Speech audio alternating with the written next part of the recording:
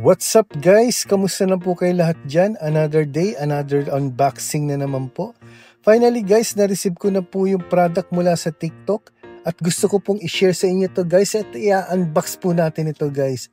Balita ko po, ito daw yung isa sa mga trending ngayon na pabango sa bahay at yung amoy daw po nito ay parang nasa hotel guys.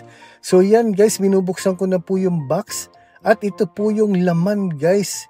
So ito po yung pinaka main unit at yung essential oil na magpapabango sa ating bahay guys.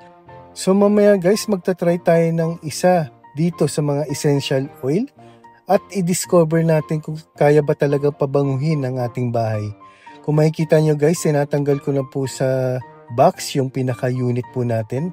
At kasama po dito guys yung isang cable kung saan i-charge itong pinaka-main unit po natin guys. And especially itong ating essential oil. Ano ko yung kulay?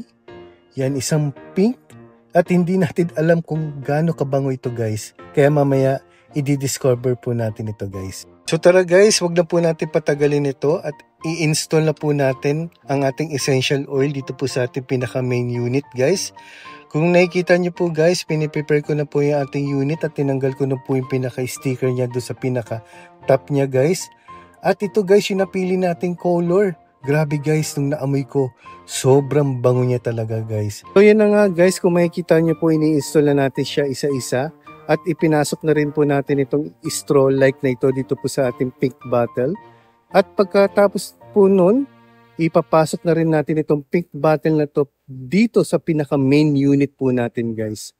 So since meron pa po siyang battery life, pwede na po natin gamitin itong ating pinaka main unit.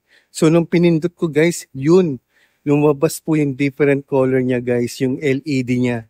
Grabe, nung naamoy ko, sobrang bango niya talaga guys.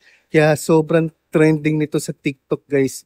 Kung ako sa inyo, i-click nyo na po yung yellow basket ko po dyan at mag-order na po kayo. Hindi po kayo talaga magsisisi. Sobrang bango po talaga niya.